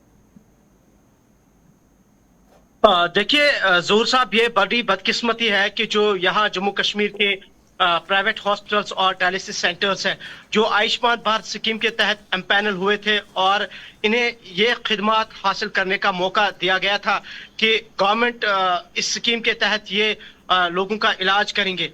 और ये भी हम जानते हैं कि गवर्नमेंट हॉस्पिटल्स में इस वक्त कितनी भीड़ होती है, कितना फ्लो है और एक एक सर्जरी के लिए महीनों का इंतजार करना पड़ता है। वो आप SMHS जाइए, वो आप सिक्किम सोरा जाइए, एक मामूली से टेस्ट के लिए एक पेशेंट को हफ्तों का इंतजार करना पड़ता है। एक मामूली से टेस्ट के लिए आपको 10 घंटे वेट करना पड़ता है। इतनी बड़ी कतारें, इतनी बड़ी लाइनें होती है। और यहाँ जो एम्पैनल डायलिसिस सेंटर्स और प्राइवेट हॉस्पिटल्स है, कहीं ना कहीं ये वहां पे लोगों की खिदमत अंजाम देते थे, लेकिन बड़ी बदकिस्मती है कि तकरीबन 270 करोड़ रुपए जो है वो अभी तक जम्मू कश्मीर सरकार की तरफ से अदा नहीं किए गए, वाजिबुल अदा है। और अब नतीजा इस जगह पे पहुंचा है कि ये जो एम्पैनल डायलिसिस सेंटर्स है ये अब अपनी खिदमत 1 जुलाई से बंद करेंगे, स्कीम को डी एम्पैनल करेंगे। और उसकी वजह यही है कि सरकार की तरफ से इनको अभी तक इनकी जो वाजिबुल अदा है, जो इनकी रकम है वो अदा नहीं हुई। जैसे मैंने कहा कि तकरीबन 270 करोड़ रुपए है। और सरकार ने इससे पहले, आपको याद होगा कि रिसेंटली चीफ सेक्रेटरी साहब की सदारत में एक इजलास भी हुआ था। इससे पहले डायलिसिस सेंटर्स के जो जिम्मेदारान है, जो प्राइवेट हॉस्पिटल्स के जो जिम्मेदारान है जो इस स्कीम के तहत एम्पैनल है, गवर्नमेंट से मिले, इनको एश्योर किया गया और स्टेट हेल्थ एजेंसी की तरफ से एश्योर किया गया। लेकिन अभी तक ये मालूम नहीं हो पा रहा है कि गवर्नमेंट इतनी संजीदा क्यों नहीं है और क्या वजूहात है कि ये इनकी जो रकम है अदा नहीं की जा रही है। और आप देखिए दूसरा कि इस वक्त जो मशरक़ी वस्ता में लड़ाई हो रही है, जो जंग जारी है, इस जंग के डायरेक्टली असरात हम दीगर शोबाजात के साथ साथ हेल्थ पर भी देख रहे हैं। और जहां तक इस हेल्थ शोबे का ताल्लुक है, आप देखिए जितना भी जो इक्विपमेंट्स है, जो सामान है सर्जरी का, वो बाहर से लाना पड़ रहा है, उनकी कीमतें बढ़ चुकी है। स्ट्रेट ऑफ हार्मोज बंद है, ऑयल की या जो फ्यूल की कीमतें हैं वो बढ़ चुकी है। और इस सूरत हाल में इनके लिए अब वो सर्जरी करना या बाकी खिदमात हासिल करना बड़ा मुश्किल है। और उसकी वजह यह है कि जब आपके पास पैसा नहीं है तो इन्वेस्टमेंट कैसे की जा सकती है। तो इसलिए गवर्नमेंट बड़े क्लेम्स कर रही है।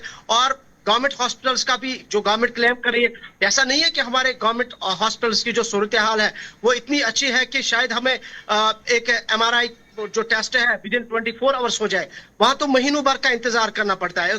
कल ही एक पेशेंट मुझे कॉल कर रहे थे और उन्हें SMHS हॉस्पिटल में जो हमारा शरीन बाग में सुपर स्पेशलिटी है, MRI के लिए उनको 2 महीने का तकरीबन 1.5 महीने का वक्त दिया गया है। और इसीलिए लोग कोशिश कर रहे थे कि जो गवर्नमेंट में भी जाए, जो प्राइवेट्स में भी जाए, और कहीं ना कहीं लोगों का इलाज हो रहा है, लोगों को रिलीफ मिल रहा है। लेकिन ये बड़ी बदकिस्मती है कि 270 करोड़ रुपए, और सबसे इंपॉर्टेंट चीज ये है कि जो नेशनल हेल्थ अथॉरिटी की जो गाइडलाइंस है उसको यहाँ पे बालाए ताक रखा जा रहा है, जिसकी वजह से हम देख रहे हैं कि आप देखिए अब ये पेशेंट्स ही नहीं सफर कर रहे। अब इन डायलिसिस सेंटर्स में, प्राइवेट हॉस्पिटल्स में कितने नौजवान जो है वो उनका जॉब वहां पे है, और कई सारे अब इस खदशे में है कि वो जॉबलेस हो जाएंगे। यहाँ से ऑलरेडी सरकार के पास सरकारी नौकरियां तो है नहीं, और इसलिए यही प्राइवेट इदारे ऐसे हैं जो कहीं ना कहीं नौजवानों को, बेरोजगारों को अकोमोडेट करते हैं और डिफरेंट तरीके से उनको रोजगार फराहम करें। लेकिन जब आपकी इतनी रकम जो है गवर्नमेंट अदा ना करे तो किस तरह से इनको वो इदारे चला सकते हैं। और इसलिए सरकार से अब एसोसिएशन ने अपील की है कि जल्द अज जल्द इनकी वाजिबुल अदा जो रकम है वो अदा की जाए, और साथ ही जो है जो गाइडलाइंस है उसको भी फॉलो किया जाए। अगर ऐसा नहीं हुआ तो बहुत शुक्रिया इमरान नायक को तफसीलात फराहम कर रहे थे। आपको नाज़रीन बताते चले कि जिस तरह से जो आयुष्मान भारत स्कीम के तहत जो सरकारी निजी अस्पताल हैं, उन्होंने कहा है कि अगर उनके वाजिबात जो रुकुमात है वो अदा नहीं की गई हैं तो वो अलहदा हो सकते हैं। 1 जुलाई के बाद उन्होंने ये जो है इंतबाह जारी कर दिया। अब जरा बढ़ते हैं आगे बात जहाँ जम्मू कश्मीर की हो रही है, तो जम्मू कश्मीर के हवाले से एक और बड़ी अहम खबर, मरकजी हुकूमत की जानिब से एक स्कीम शुरू की गई है जिसका जो small hydro power development scheme है 2026 से 2031, उसको लेकर अब जम्मू कश्मीर की जो छोटी आबी बिजली शोबे की जानिब से उन्होंने इस स्कीम का खैर मकदम किया है। और साथ ही साथ आपको बताते चले कि जो Jammu Kashmir small hydro power association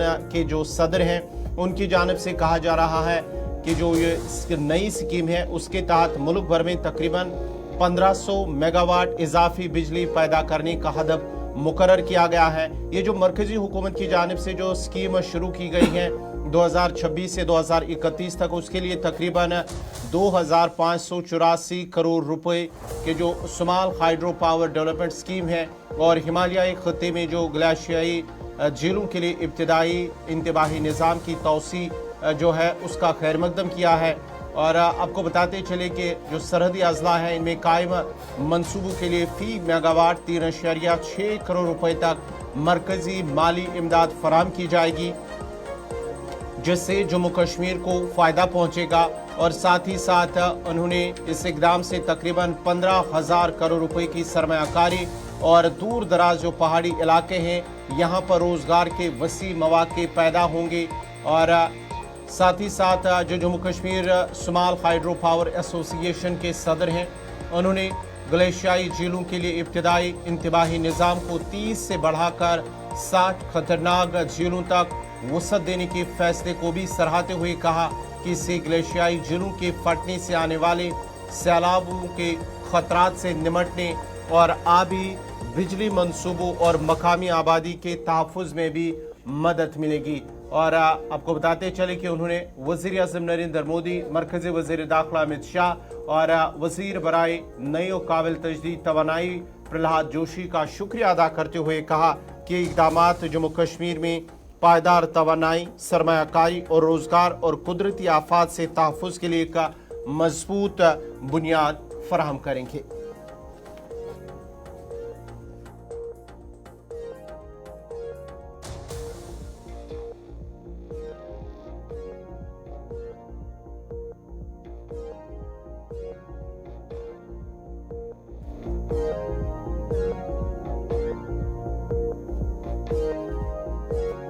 ये बात रेल राबतों की करते हैं और आपको बता दें कि जो रेल मुसाफिर है उनके लिए बड़ी सहूलत और बड़ी खबर है, बड़ी राहत उन्हें दी गई है।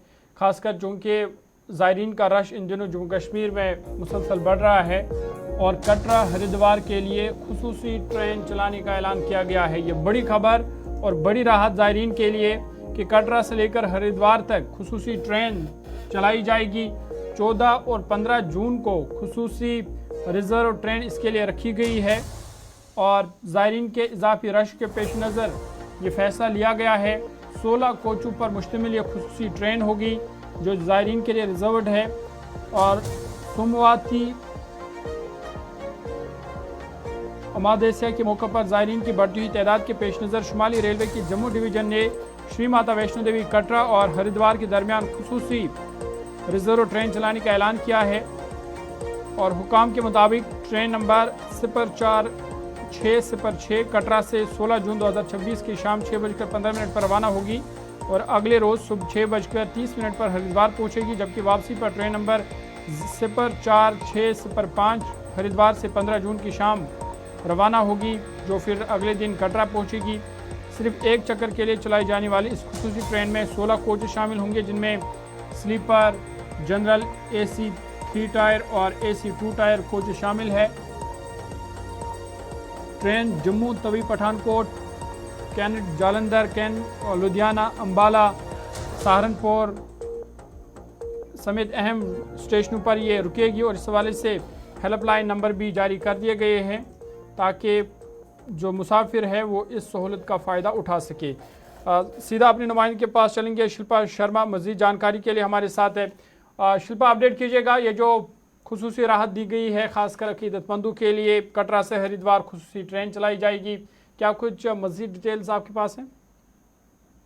देखिए, सोमवती अमावस्या के अवसर पर श्रद्धालुओं की अत्यधिक भीड़ को देखते हुए जम्मू रेल मंडल के द्वारा ये फैसला लिया गया है कि कटरा से श्री माता वैष्णो देवी कटरा से जो है वो हरिद्वार की तरफ ये ट्रेन जाएगी और 14 जून को ये चलेगी। 0460 ये ट्रेन संख्या नंबर है और ये करीबन जो है वो 14 जून को सुबह सवेरे, माफ कीजिएगा, शाम को जो है 6:15 से सुबह हरिद्वार जो है वो 6:30 बजे वहां पर पहुंचेगी और उसके अगले दिन 15 जून को जो है वो वहां से रवाना होगी, जो कि शाम के समय रवाना होगी 5:20 पर और सुबह के समय जो है वो 7 बजे ये ट्रेन पहुंचेगी। देखिए, ये सोमवती अमावस्या के अवसर पर जो है वो काफी ज्यादा अतिरिक्त भीड़ होती है जिसके चलते ये फैसला लिया गया है, क्योंकि अगर कटरा माता वैष्णो देवी के दरबार की बात करें तो अलग अलग राज्य से वहां पर श्रद्धालु पहुंचते हैं और वो श्रद्धालु जो कि हरिद्वार की तरफ जाना चाहते हैं, क्योंकि इस दिन की बात करें, इस सोमवार को जब सोमवती अमावस्या होती है तो इस दिन हरिद्वार में काफी भीड़ होती है और अलग अलग राज्य से श्रद्धालु वहां पर पहुंचते हैं।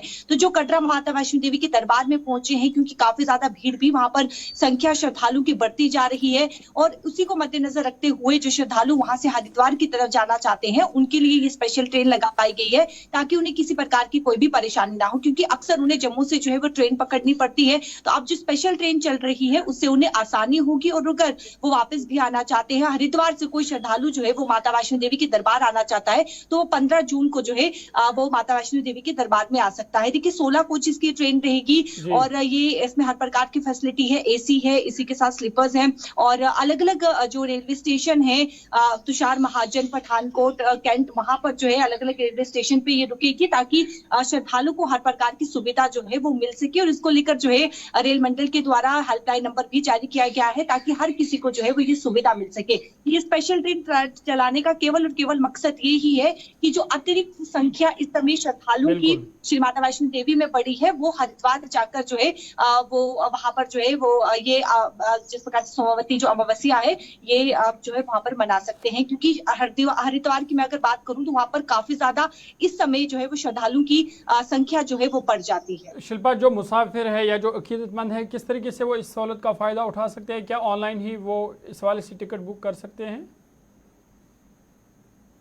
माफ कीजिएगा, सवाल फिर से दोहराएं। जो इस ट्रेन में सफ़र करना चाहते हैं, इस सहूलत का फ़ायदा उठाना चाहते हैं, चाहे वो अकीदतमंद हो या मुसाफिर हो, तो किस तरीके से वो इस सहूलत का फ़ायदा उठाएंगे? क्या उन्हें ऑनलाइन ही इसके लिए टिकट बुक करनी है या कोई और तरीका है?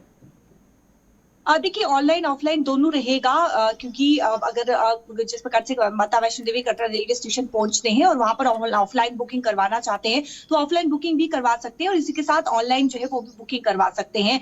देखिए जो भीड़ है, जो संख्या है, अक्सर जो है वो कहीं ना कहीं ऑनलाइन बुकिंग करवाई जाती है ताकि इसका फायदा, जो स्पेशल ट्रेन लगाई जा रही है उसका बेनिफिट जो है वो उठाया जा सके। तो दोनों मोड पर जो है वो बुकिंग करवा सकते हैं ताकि ये श्रद्धालु को एक राहत जो है वो मिल सके। बहुत बहुत शुक्रिया तफसीलात फराहम करने के लिए। शिल्पा शर्मा जम्मू से तफसीलात फराहम कर रही है और बता रही थी कि श्रद्धालुओं के लिए, ज़ायरीन के लिए, अक़ीदतमंदों के लिए बड़ी राहत है।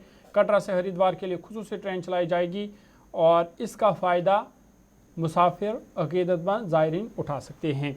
आगे बढ़ते हैं और एक अहम और बड़ी खबर आपके सामने रखते हैं और आपको बता दें कि मरकज़ी वज़ीर ममलिकत बराए दिफा इन दिनों कश्मीर दौरे पर है और दौरे के दौरान जहाँ उन्होंने अवंतीपोरा का दौरा किया, साथ ही साथ उन्होंने दरगाह के खतीब से भी मुलाकात की और मुख्तलिफ मामलों पर तबादला ख्याल किया।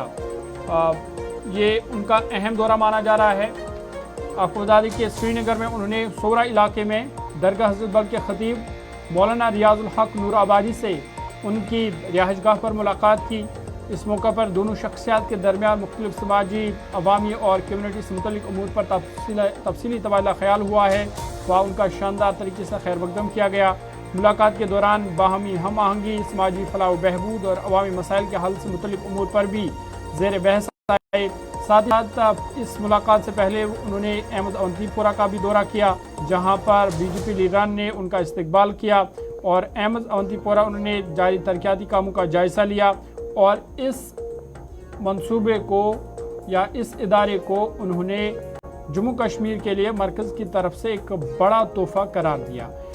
गुलिस्तान न्यूज़ के साथ खुसूसी बातचीत के दौरान उन्होंने बताया कि वज़ीर-ए-आज़म मोदी हुकूमत ने मुल्क के साथ साथ जम्मू कश्मीर की कुल हम तरक्की में अहम रोल अदा किया और उनके मुताबिक आज यहाँ के लोगों को अब इधर ही बेहतर तिब्बी सहूलत फराम हो गई है। उन्होंने मज़ीद बताया कि जम्मू कश्मीर के बैट इंडस्ट्री को फ़रोग देने के लिए इक़दाम किए जा रहे हैं। स्टेट हुड के मामले पर भी लबकुशाई करते हुए उन्होंने कहा कि रियासती दर्जा वज़ीर-ए-आज़म मोदी के कार्यकाल में ही दिया जाएगा। इस मौका पर बीजेपी के रियासती सदर सतपाल शर्मा, जम्मू कश्मीर वक्फ बोर्ड के चेयरपर्सन डॉक्टर दरक्षा इंदिरा भी, जनरल सेक्रेटरी अनवर खान, तर्जुमान अल्ताफ ठाकुर और दीगर लीडरान भी मौजूद थे। और अभी संजय सेठ जी जो मरकज़ी वज़ीर ममलिकत है बराए दिफा कश्मीर दौरे पर ही है। कल उन्होंने गुलिस्तान न्यूज़ नुमाइंदा इमरान नाइकू से खुसूसी बातचीत की। ममलिकत बराए दिफा संजय सेठ जी इस वक्त कश्मीर वादी के दौरे पर है और अभी कुछ देर पहले इन्होंने वादी कश्मीर के मुमताज़ आलिम-ए-दीन और आसार शरीफ दरगाह हज़रत बल के खतीब रियाजुल हक नूराबादी की रिहाइशगाह पर इनसे मुलाकात भी की। संजय साहब हमारे साथ खुसूसी बातचीत के लिए मौजूद है। सर बहुत शुक्रिया आपका। सबसे पहले जानना चाहेंगे आपका कश्मीर का ये स्पेसिफिक विजिट, तो पर्पज़ क्या था इस विजिट का? वो देश के प्रधानमंत्री नरेंद्र मोदी जी प्रधानमंत्री प्रधान सेवक के रूप में, और जिन्होंने कहा कि देशवासी नहीं हमारे परिवार वालों, 12 साल प्रधानमंत्री जी को हो गए। आज जब हम आपसे बात कर रहे हैं लगभग बज रहे हैं 6। आज से 2 साल पहले इसी समय प्रधानमंत्री जी ने शपथ ली थी और इन 12 सालों के अंदर देश की तकदीर तस्वीर में बदली, कश्मीर भी बदला। मैं तो कश्मीर 1970 से आता हूं, जब मैं स्कूल में पढ़ता था 1970 पहली मरतबा आया था। अब कश्मीर इतना बदल गया, इतना इंफ्रास्ट्रक्चर, इतने रिंग रोड, 4 लेन्स, हॉस्पिटल्स, अभी टनल्स। अभी मैं सुबह गया था एम्स। अब एम्स 2500 करोड़ की लागत से 2500 करोड़ रुपीस, 250 एकड़ और 750 बेडेड, ये एम्स कश्मीर के लिए तोहफा है। और जम्मू कश्मीर के लिए 2 एम्स हो गए, एक जम्मू एक यहाँ हो गए। अब देखो कितना 7 मेडिकल कॉलेज, MBBS PG की सीटें बढ़ा दी गई। देखो बीमार तो दुनिया में कोई निरोग नहीं आया, फिर भी 60 करोड़ लोग को आयुष्मान भारत, 5 लाख रुपए का इंश्योरेंस, सबसे बड़ा हेल्थ स्कीम। तो प्रधानमंत्री हमेशा कश्मीर के लिए, अब टूरिज्म इतना बढ़ रहा है। अभी तो पिछले साल हमने पता किया 400 फिल्म की शूटिंग हुई। हम तो 1970s में मुझे याद है 9 दिन कभी कभी की शूटिंग मैंने अमिताभ बच्चन की देखी, 9 दिन रह के यहाँ पे शूटिंग देखी। तो इस बार 400 फिल्म की शूटिंग। और जैसे तेंदुलकर जी बोलते हैं ना कि यहाँ का बैट बहुत, क्रिकेट बल्ला बहुत प्रसिद्ध है, तो 30 लाख क्रिकेट बैट जो एक्सपोर्ट होता है कहाँ, Australia, Britain, Saudi Arabia, different countries पे तो एक्सपोर्ट्स होता है। तो ये कश्मीर बदल गया है। अब कश्मीर के बच्चे खेल के क्षेत्र में, इंजीनियरिंग में, मेडिकल के क्षेत्र में, हर क्षेत्र में बढ़ रहे हैं कश्मीर के बच्चे। अभी 1 साल पहले कश्मीर के 60 बच्चे मेरे यहाँ रांची आए थे, झारखंड। वो 60 बच्चे सब 12 साल, 14 साल, 15 साल के बच्चे यूथ एक्सचेंज प्रोग्राम में थे।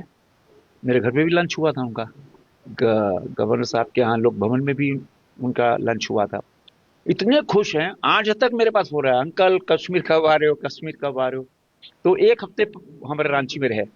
तो यही भाईचारा है। सर, जैसे आपने कहा कि कश्मीर बदल चुका है, लेकिन इस बदलने के साथ साथ सिक्योरिटी सिचुएशन भी काफी फर्क आया है। 12 साल या 10 साल के इस अंतर में अगर आप देखें, कश्मीर को इस वक्त कहाँ सिक्योरिटी पॉइंट ऑफ व्यू से देखते हैं, या बॉर्डर्स की जो सिचुएशन है, तो क्या आपको लगता है कहाँ पे? कोई लैप्स नहीं है, बिल्कुल सुरक्षित है। ये हमारी आन बान शान है। कश्मीर तो हमारा मस्तक है और किसी की हिम्मत नहीं। और हम कह सकते हैं कि कश्मीर तो भाई, कश्मीर के लोग, कश्मीरियत लाजवाब है, उसका कोई जोड़ नहीं। और कश्मीर में तो आप ये देखो, पहले हम सब बस से आते थे जम्मू से, फिर कश्मीर 12 घंटे राजमा चावल खाते खाते रात में पहुंचते थे। अभी तो 4.5 घंटे में पहुंच जाओ। ये तो वंदे भारत चला दी, तो आप 4 लेन देख लो, मैंने एकदम बदल गया जी। कश्मीर तो अद्भुत हो गया। अब 1,27,727 करोड़ रुपए का बजट, कितना, 1,27,727 करोड़ रुपए का बजट, इतना पैसा, इतना डेवलपमेंट, ये रुकने वाला नहीं है जी। विकास देखो, प्रधानमंत्री मोदी डेवलपमेंट के लिए जान जाते हैं। अब दुनिया क्यों आज उनको पूछती है? उनकी नई सोच, डेवलपमेंट की सोच। और भारत, अब इंडिया बढ़ा है 2047 की ओर, विकसित भारत।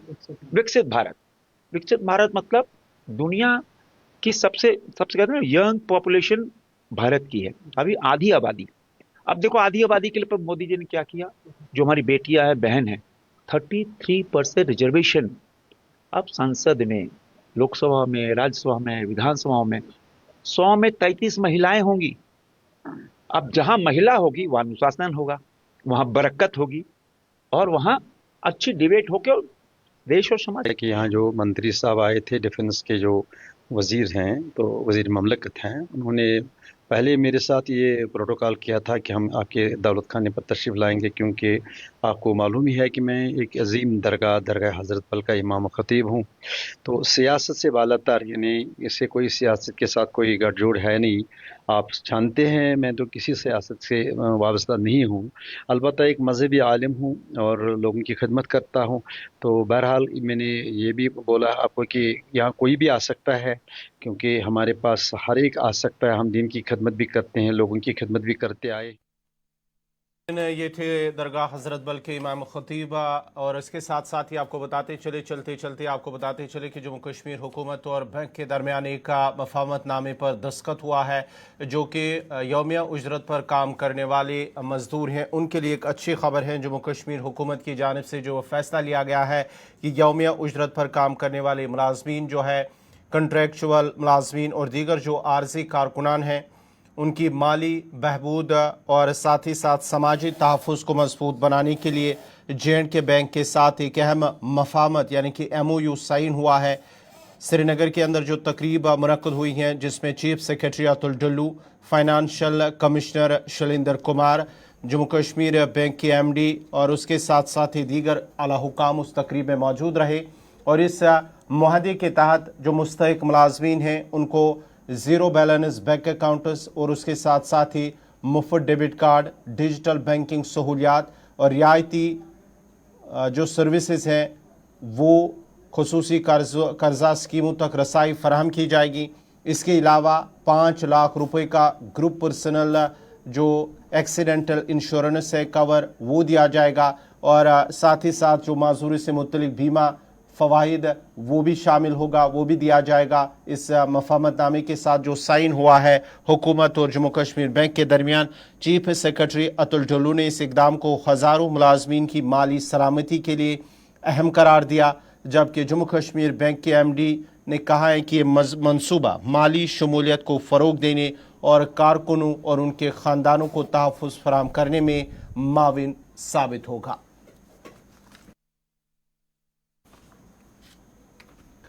चलिए 10 बजने वाले हैं।